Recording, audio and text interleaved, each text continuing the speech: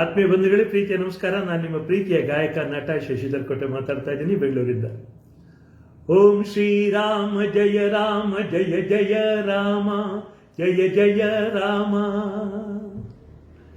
ರಾಮಾಯ ರಾಮಭದ್ರಾಯ ರಾಮಚಂದ್ರಾಯ ವೇಧಸೆ ರಘುನಾಥಾಯ ನಾಥಾಯ ಸೀತಾಯ ಪಥೇ ನಮಃ.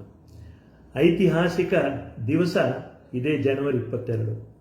ಪುಣ್ಯಭೂಮಿ ಅಯೋಧ್ಯೆಯಲ್ಲಿ ರಾಮಲಲ್ಲನ ಪ್ರತಿಷ್ಠಾಪನೆ ಆಗ್ತಾ ಇದೆ.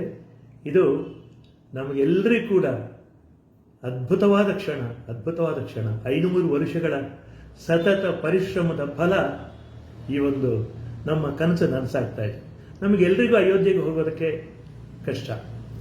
ಆದರೆ ನಾವೇನು ಮಾಡ್ಬೋದು ಅಂದರೆ, ನಮ್ಮ ಮನೆಯಲ್ಲೇ ಕೂತ್ಕೊಂಡು ಭಜನೆ ಮಾಡ್ಬೋದು, ರಾಮ ಭಜನೆ ಮಾಡ್ಬೋದು, ದೇವಸ್ಥಾನಕ್ಕೆ ಹೋಗಿ ಸತ್ಸಂಗದಲ್ಲಿ ಪಾಲ್ಗೊಳ್ಬೋದು, ಪೂಜೆಯಲ್ಲಿ ಪಾಲ್ಗೊಳ್ಬೋದು, ಇದೆಲ್ಲ ಮಾಡ್ಬೋದು.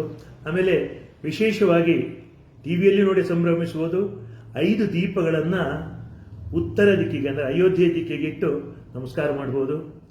ಅಯೋಧ್ಯೆ ರಾಮ ಮಂದಿರ ಮಾತ್ರ ಅಲ್ಲ, ರಾಮ ರಾಜ್ಯದ ನಿರ್ಮಾಣಕ್ಕೆ ನಾಂದಿ ಆಗಲಿ ಅಂತ ನಾನು ಹಾರೈಸ್ತೀನಿ.